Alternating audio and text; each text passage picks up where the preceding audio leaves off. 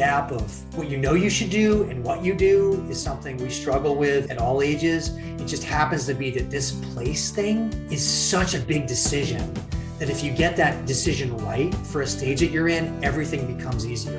If it's the wrong one, everything's harder. And that's why this one, more than other decisions, is really worth the time and investment to get it right.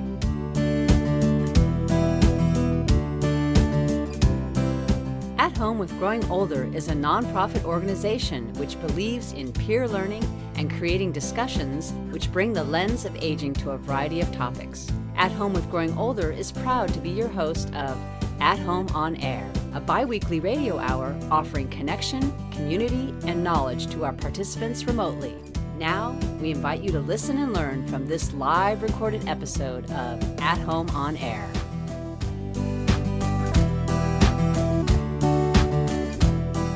Welcome to another episode of At Home on Air, conversations that matter for the experiences of later life. My name is Susie Stadler. I'm an architect and also the executive director of At Home with Growing Older. We are a learning community, interdisciplinary and intergenerational, about how to be at home with growing older. Quite a challenge. I'm very pleased to welcome Ryan Frederick. Ryan is the co-founder of Smart Living 360. He's a real estate entrepreneur and consultant who develops and advises on better living environments. And Ryan just came out with a new book, Right Place, Right Time. And he undertook the Herculean effort to tackle the question of the right kind of home for the second half of life. Our conversation will be about the choices he talks about, how to make them, and more. So let's jump in. Ryan, again, thank you so much for joining us. Something you talk about in your book is an interesting combination. You talk about three components of age-friendly living: care, home, and hospitality. Can you talk a little bit about what role home plays amongst these age-friendly living components? I want to start off by thanking you and those that are here. To answer your question, Susie, part of the premise for this book and part of the credibility I bring is I've been very focused on how do we create great places, and whether they're in some cases age restricted, but in other cases just age friendly. And I've been thinking about this for a while, but in the process of writing a book, which by the way was never part of the master plan, I took the PSAT in high school and the math was fine, but the English suggested I was English as a second language. But in any event, what happened was it made me think pretty deeply about place. And one of the key things about place in the context of healthy aging is a couple of things. First of all, we have to think about place broadly, which I'll come back to in a second. And we also have to understand that place has direct and indirect influence around our healthy aging. So as we think about place, sometimes we think about place in terms of just the four walls that we're around. And, Susie, as an architect, she can appreciate how valuable it is to create the physical space and have that work for where we are and match our needs at the time. But I see place as being much broader than that. What neighborhood are we in? What metropolitan area are we in? Are we in an urban, suburban, rural environment? What region of the country? What country? Almost for an exaggerated example, very sadly, of course, what's happening today in Afghanistan, you might have a beautiful home. That's a really challenging country for anyone to live in today. And so it's important to think about place as this composite of different elements. But then the second piece, like I mentioned earlier, it has both direct and indirect pieces. There's the notion of, am I in the right physical space? Do I feel a sense of belonging? Any mobility challenges I might have, how do they work in the house I have? In the bathroom, for example, are there fall risks that are there that shouldn't be there? So there's an appropriateness about this, but it also has these really important indirect benefits. Like the right place can get you better socially connected. Often quoted statistic now, people that are regularly lonely, it has the health impact of smoking 15 cigarettes a day, for example, or purpose. If you're in a place where it helps encourage a greater sense of purpose than yourself, people that can articulate a life that has meaning for them on a daily basis, the odds of them having mild cognitive impairments about 2.5 times less than those that don't have an articulated purpose. Are you in a place where it's easier to be physically active, where you can walk every day? For example, does the place you're in fit into your own financial well-being? Some people are in spots where it's more expensive than it should be, or it's a riskier spot financially. And by the way, the research around longevity, only about 30% of your lifespan is linked back to your DNA. A bigger factor is really lifestyle and place. When we think about place, the way I describe it to people today is if you care enough about eating the right foods or exercising every day, place should be at that same level. And I think sometimes we don't necessarily give place that level of respect, that it is a core component, foundation, if you will, on our personal strategies for longevity and healthy aging. I think that when you talk place, it's the broader term for home. So the apartment, the house, the neighborhood, the city we live in. But part of the issue is how do you even approach a decision as huge? And then also, when is the right time to actually start thinking about this? Where do you start? If we all acknowledge that home plays an important role in our health and well-being, how do we start? It can be overwhelming, Susie. It's funny with this book. So the title is Right Place, Right Time, The Ultimate Guide for Choosing a Home in the Second Half of Life. However, I've been getting feedback from people in their 30s that have picked it up. And maybe these are advanced planners, but their perspective is place matters significantly no matter what age you're in. And they're right. It does sculpt these social networks. The right place can push you to healthier lifestyles. It just happens to be, given my background, I actually lived in a senior living community for a month. I went to Stanford Business School and had a technology background beforehand, and then pivoted into longevity and housing. And as part of that experience, I lived in a community in Atlanta for a month. I couldn't talk my wife into joining me, so she left me solo. I was the only male and only person under 75. So I got more than my fair share of unsolicited cookies and so on. But I say that because place matters no matter where you are. However, I like to think once kids, if that's part of your story, once kids are not as dominant in your life, we have 3 teenagers right now. They're pretty dominant, it seems, in our life at times. When they've been launched, you can focus a bit more on your own life and what's the right place. In fact, I just was at a kid's basketball game, our 8th grader, and there's a couple neighbors who are about 4 years before they'll be empty nesters, and they want to start a book club related to this book because they want to be thinking about how they should think about place really before their kids are even gone. Like, what life do we want to have? And I think it can be overwhelming. Part of the book is envisioning, is taking stock on where your life is. I look at it from 5 different dimensions, like purpose, social connection, physical well-being, financial well-being, and then this connection to place. Are you in the right place? One friend of mine that read an early version of the book, he went and grabbed a glass of wine as he was reading it because he wanted to just take a step back and see that we're fortunate to be living longer lives. That's one of the great accomplishments last century, is that life expectancy more or less doubled in the world. And today, if you're educated and have resources, people are living longer and longer. In fact, kids today, if they're born in developed countries, over 50% of them are expected to live to at least 100. So this is like a new way life works here in our world. And we can think about it, certainly at various stages in life. One of the things I advocate pretty strongly in the book is it's a glass half full opportunity.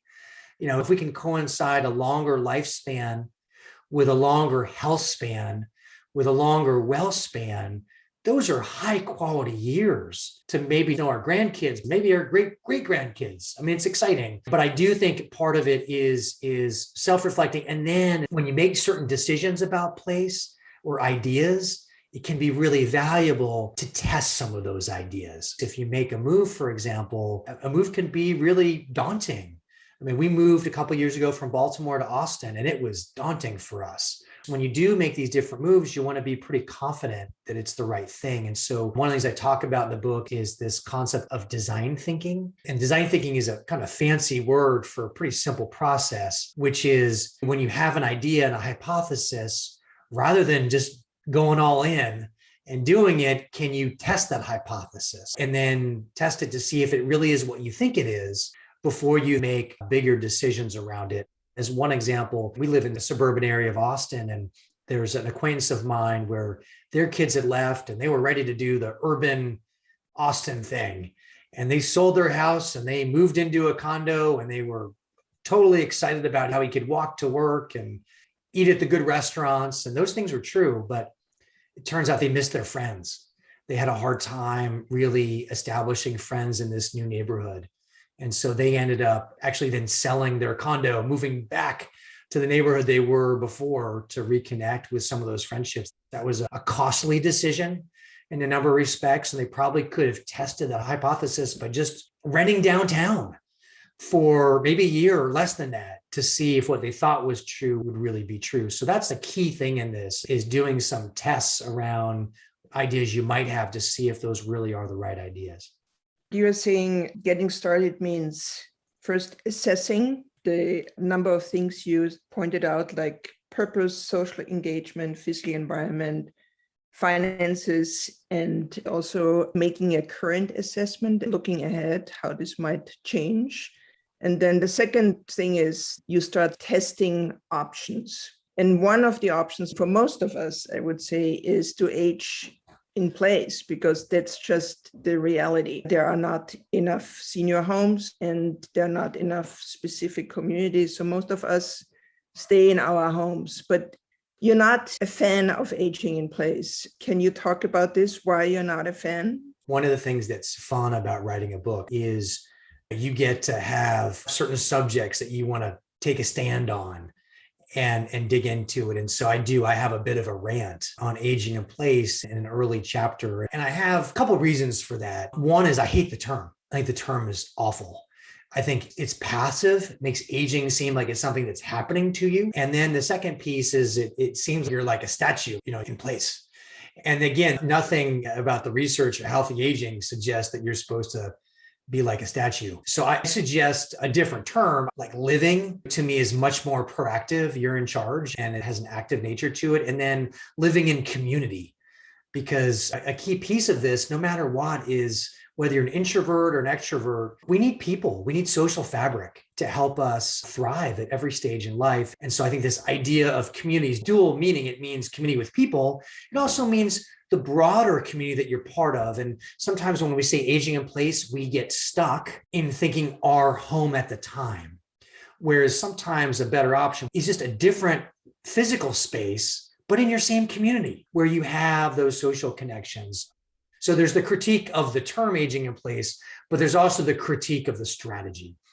And the strategy of aging in place more or less says, I am going to live in my current home, which is typically a single family house. Not always, but typically it is. And my strategy is to be there no matter what.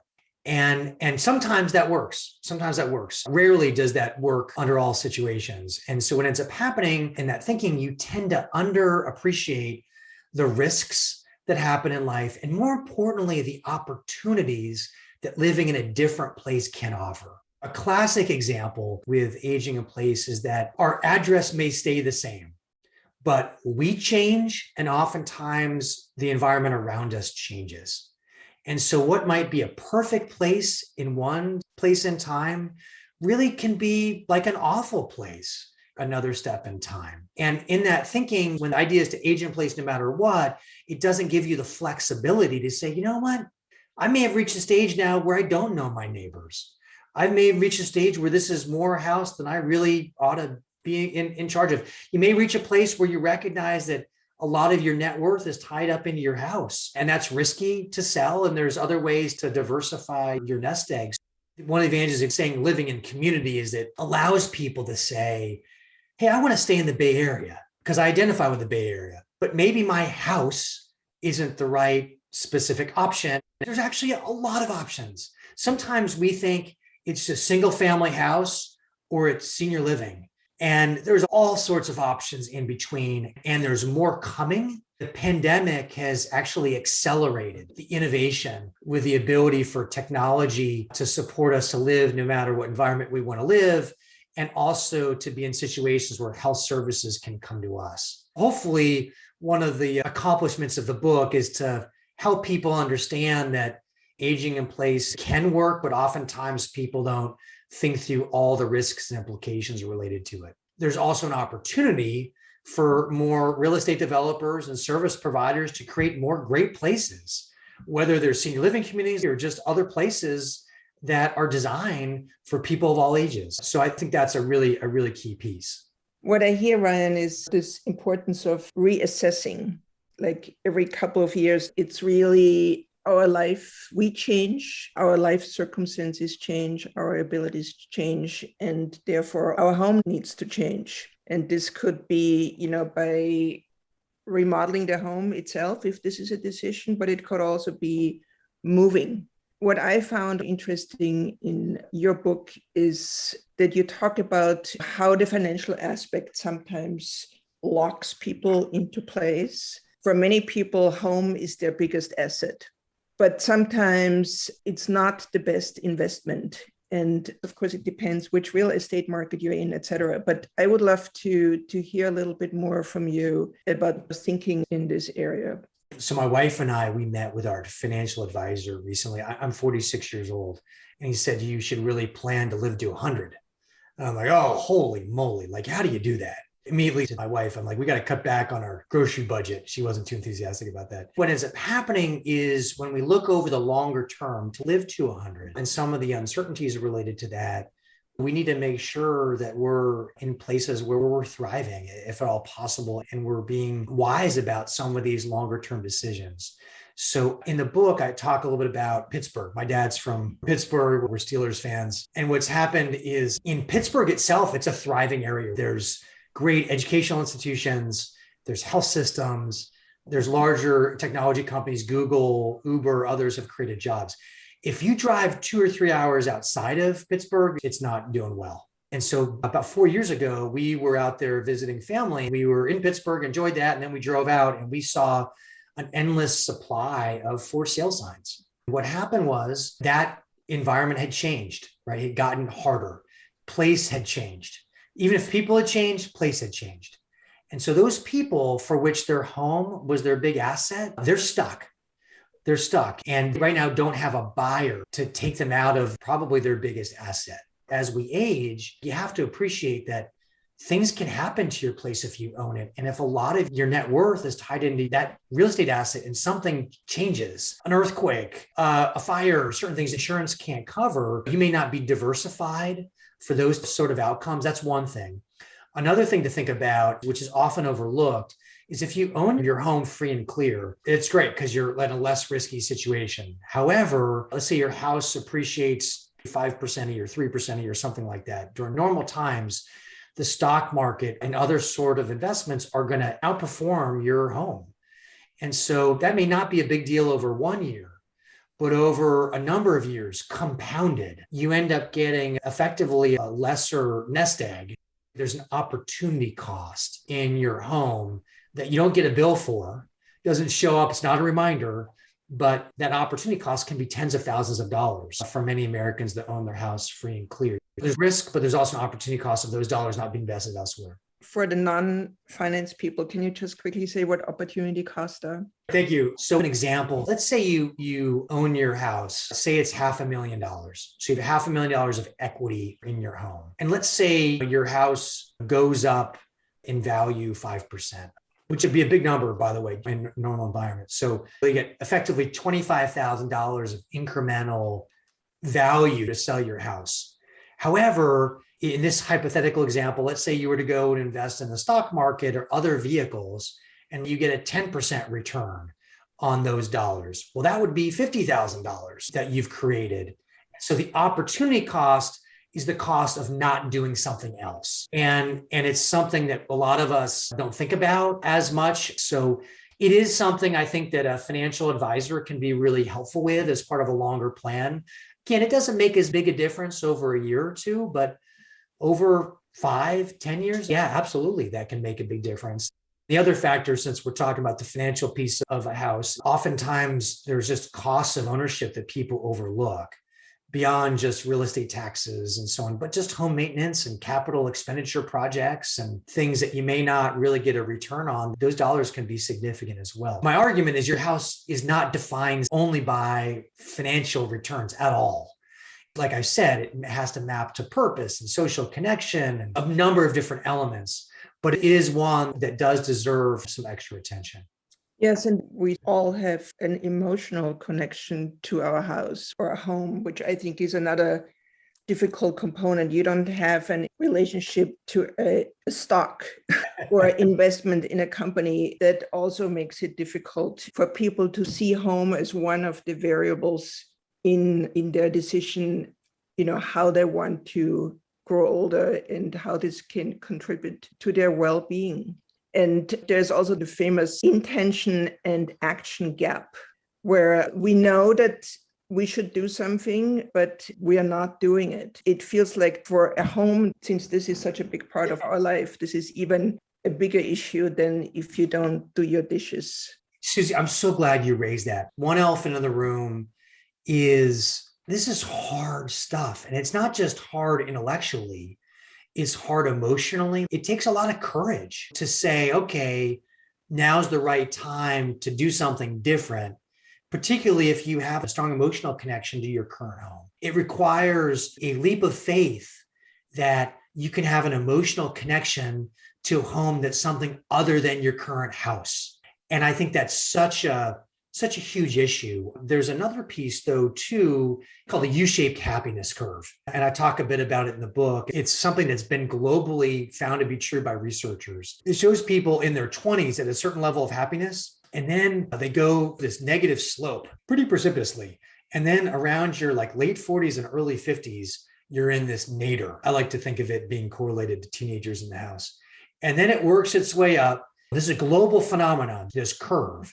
People in their 70s have a higher level of self-reported well-being or happiness than at any point in their life. Some of the thesis behind that is that people have gone on this journey long enough, they know what really matters in life. The things that don't matter, they've blocked off. There's a lot that people have to be grateful for in the way their legacy has played out, particularly those that do live longer like that. And so I think it's easy to understand, I want to hold on to my current house and the memories that are associated with that and me. But if we don't look to and understand that there can be a brighter future through door number 2, if we explore it, then it makes it even harder to want to do something different than what we have. That's one of the challenges that in some ways the pandemic has made worse, is that we see these awful stories of what happened with people in the wrong place or some of these skilled nursing facilities.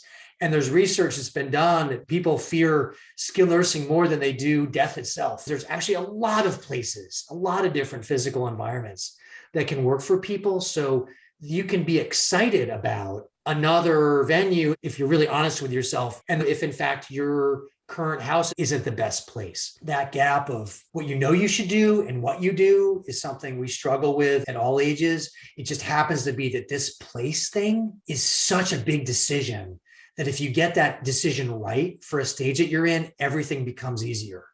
If it's the wrong one, everything's harder. And that's why this one, more than other decisions, is really worth the time and investment to get it right. That's one of the biggest ideas in your book also, that we do look at home as a variable in our decision. Regarding the U-shaped curve, as an older adult, quite a bit older than you, Ryan, I can say that it changes daily. And I think many people would agree with this. There's no constant.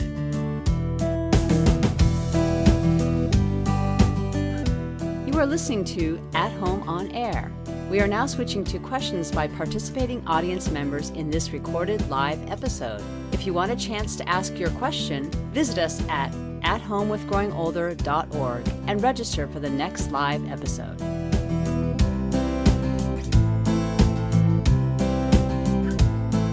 So Kim says, both aging in place and living in community are phrases that do not immediately resonate with people who are not in locational crisis. Do you have recommendations to reach people before they are in crisis? It's a great question. And frankly, Kim, that's why I wrote the book.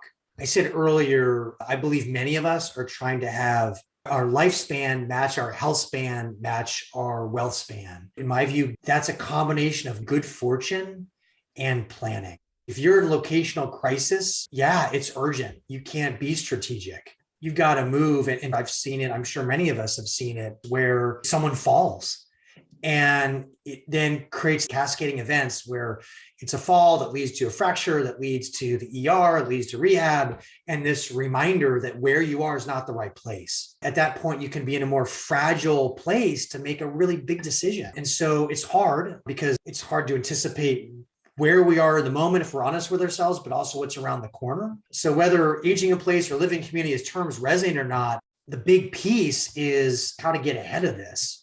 Going back to that self-assessment, we can get a sense of, are we even in the right place at this moment in time? And ideally, we want to be able to look around the corner and say, you know what, maybe it's the right place right now, but maybe it's not the right place 2 years from now. How do I explore what those options are? I talk a bit about my aunt and uncle. They moved to Wyoming. Amazing house. They had a great view. They don't have kids. And they realized in their late 60s, early 70s, that it was a beautiful view. They loved the outdoors, but they were far away from any health system. And their house had stairs and all sorts of challenges. And they realized that they wanted to go back to where they were closer to family. They, in fact, moved to a continuing care retirement community where they were able to move into a cottage early enough to build friendships when they were there. This is about 5 or 6 years ago. Now there are some health challenges from my uncle. And oh my gosh, they made absolutely the right decision. It struck me as a little bit early at the time, but in retrospect, it was absolutely the right time for them. I'm hopeful, Kim, that this book and some of the content on Smart Living 360 website will help people lean in and understand why these decisions are important and how it can have a big impact on their lives so they can avoid these urgent situations, which very often lead to suboptimal outcomes. Part of this is also that we have to be honest with ourselves that things will change. It also depends on your appetite for risk. You know, do you take the risk of staying in your home? Because of course you don't know if you will be mobility impaired or not. You just say, okay, when the time comes, I will make the decision, but I'm not going to leave this home. Or you think ahead and say, okay, I can look at this home and I can put an elevator in when the time comes. I have the money for it, or a ramp. But again, this is my priority. It's a very sensitive decision. I really appreciate you make this front and center. Claire says, one advantage of aging in place is that your social connections are there. It feels like it's more difficult to make new friends as you grow older. So Claire, that's a great question. And I think part of what's happened here is it presumes a couple of things. One, while that might be true for you, Claire, there are a number of people that actually don't have strong social connections where they are, where there becomes a comfort with your existing home or house, but the world around you has changed and effectively your social network has contracted. And my biggest concern, more than fall risks, more than home maintenance and financial diversity concerns, my biggest concern with aging in place is around social isolation and loneliness. That's by far my biggest concern. And that may not be where your situation is, which is awesome. But for many people, that is an issue. Their worlds become smaller. They don't have the social fabric that's there, and it's not a good place objectively. But I think you raise an excellent point, because friends are hard to make at any age. We've got 3 teenagers, like I said, and they're little social animals right now. They've got their basketball and their soccer and their choir and their clubs, meeting people all the time. When we moved from Baltimore to Austin, it was easier for them to make friends because of the networks they were part of. As we get older, we have to be more intentional about these friends. And we have to think about how environment can make that easier. I met someone recently here in Austin where they decided to move closer to their kids from Dallas, and they bought a house they liked, but they're kicking themselves right now because they're in a neighborhood where they just have very little in common with their neighbors, and they're having a harder time building a social network. I think you raise a really important point, Claire, and part of that is dependent on the circumstances of individuals. A former neighbor here in Austin, she's 85. She teaches yoga lessons in her backyard, $10. My wife's done a number of times. And she has this rich social network with a walking club that they started decades ago. She's got these deep-rooted friends that make her situation really a great one, all considered. But I think that's unusual. And for her, the choice would be to adapt her home to future needs and think about this rather than maybe moving. So Yasmin asks, besides financial advisors, who else can one consult to help map a plan before a locational crisis occurs? So in general, there is an absence right now. In fact, I just talked to Paul Irving. He runs the Milken Institute Center on Aging, brilliant guy. And he said that when we think about people that can help us with life mapping, how do we think about life mapping over a longer life? Not many of these people exist. There are financial advisors, some of them anyway. There is a field called life care managers. Well, actually, it's a Society of Certified Senior Advisors is what it's called. There's a website for them, and they tend to be more knowledgeable about these different housing options than necessarily a financial advisor would be. But they also tend to be involved more when there may be care needs around the corner. And sometimes they get a referral fee when you then go to a particular environment. And so that would be something to talk to them about. But that said, a few care advisors have heard about the book or read it, and their feeling is they would love to have all of their clients or pre-clients read something like this so they have a perspective on what the options are and what they might prefer. And so I think that could be a path. You could engage one of them to see what are the options over time before there's a locational crisis.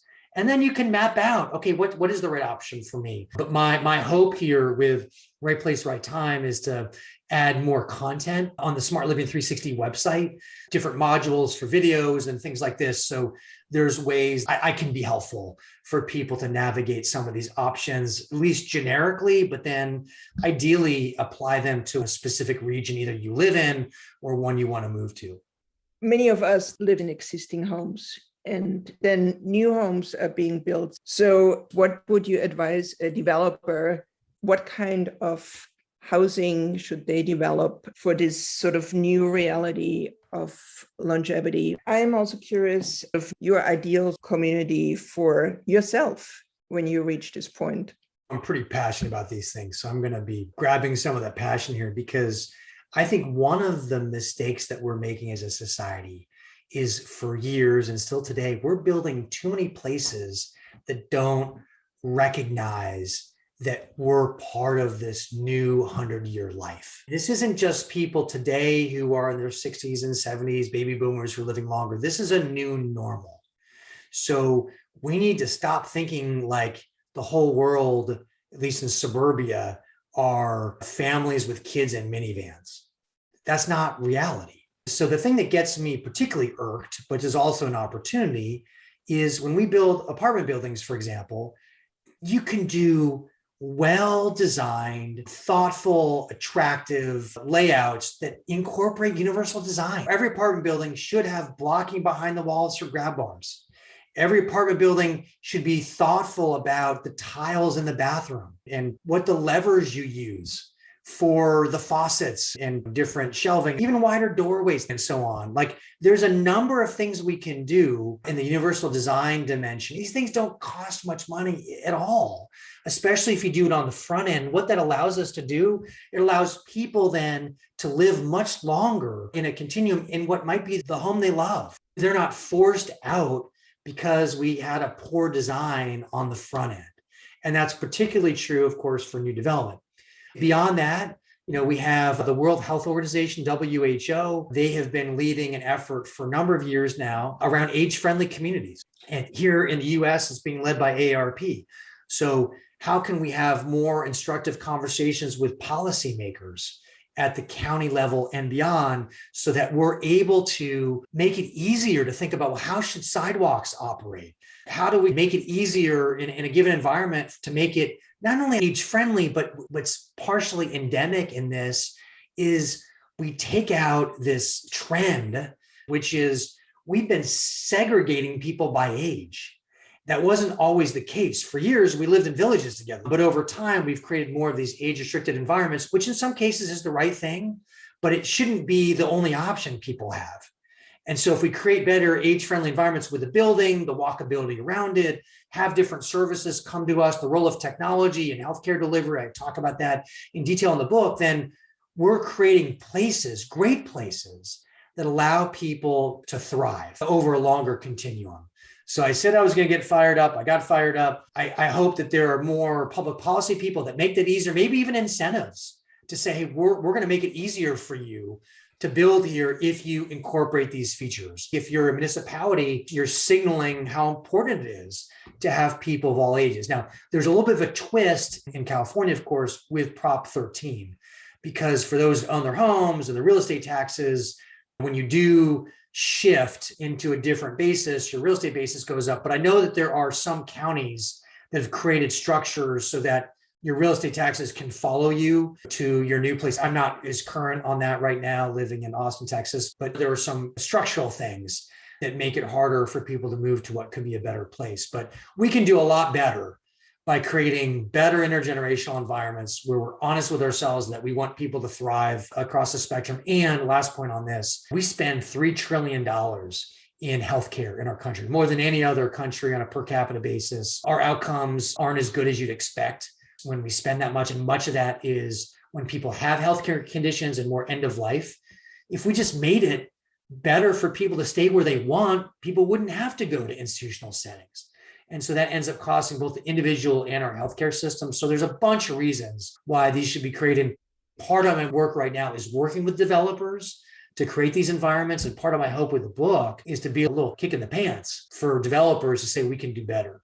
Yes, thanks for bringing your passion into this, Ryan. And just to build on what you said, luckily, per code, new housing developments have to be accessible. But I think what you are pointing out is going beyond accessibility. It's really universal design, and universal design is much more than accessibility. And I think that's where it sort of has to go. The other thing is that connection is really the most important principle in terms of making a decision about home environments, and that new housing developments have to think proactively how to promote community connections, not just within the building, but also with active programs. As a society, we built far too many buildings and not communities. A building can be built and anyone can call it a community. But let's be honest with ourselves. There's plenty of buildings that don't have a sense of belonging, don't have a sense of social connection, and that really matters so much. One other point I want to emphasize too is, let's say you decide to move from a single family house, and you move to, say, an apartment building or even a senior living community. One of the things that happens, you have to be really careful about the financial structure of these communities, because you might move in and it might be a certain way, but your rights as a resident can be limited. And those buildings can be bought and sold, and new managers come in and they change what happens and the services change. And all this disruption happens in your home. And that can be really unsettling because of our capital structure. We have situations where people optimize for financial returns, not necessarily thinking about the impact on social capital. So I do think that places like co-ops, where you're an owner in a building, where it's co-housing, there's not-for-profits that own different communities where it's far less likely to be bought and sold and traded. And so that's another element when you look at these options, not just is it the right place, right metropolitan area or neighborhood and physical dwelling, is it the right financial structure for you so that you don't find yourself in a position where you thought it was one thing and it ends up being something else. And that can be really unsettling as we get older, that you've made this big commitment and it's not what you thought, and it may require, another change that you weren't expecting. Excellent point. One more thing to think of.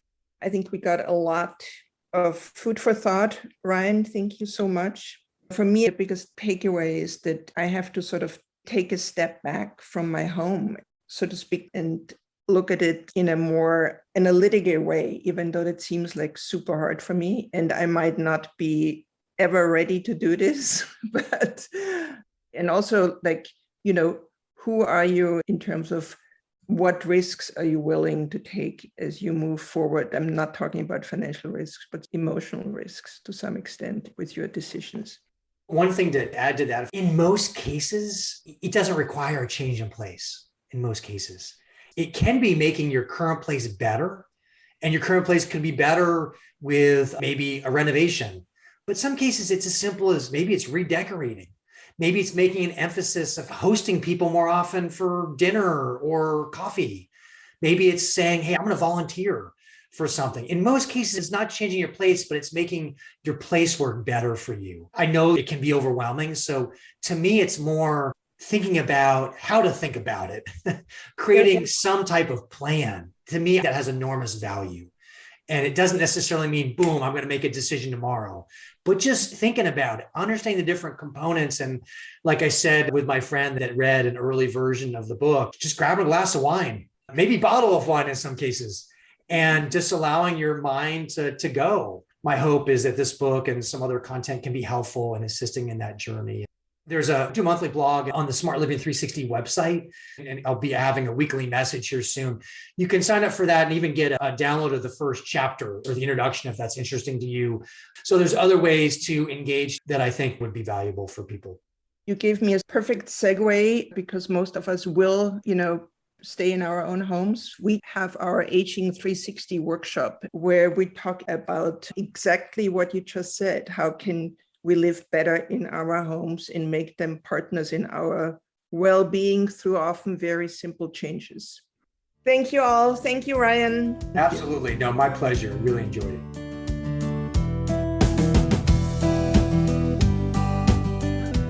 This episode of At Home on Air was produced by the At Home with Growing Older team. We could not host these conversations without the generosity of our marvelous and passionate guests and hosts. Thank you for sharing your personal and professional insights. Thank you to our live audience for your thoughtful contributions. To subscribe to this podcast and for more information, visit us at athomewithgrowingolder.org. Thank you to our sponsors, Rhoda Goldman Plaza, the jewel of San Francisco's assisted living and memory care communities, and the Walnut Foundation, a San Francisco family foundation. We would also like to thank, for their encouragement and inspiration, Encore.org, which works to bridge the intergenerational divide, and the Op-Ed Project, whose mission is to change who writes history. At Home with Growing Older strives to educate, inspire, and connect people across generations and disciplines to re-envision and improve the experiences of later life. Don't forget to subscribe and tune in for the next episode.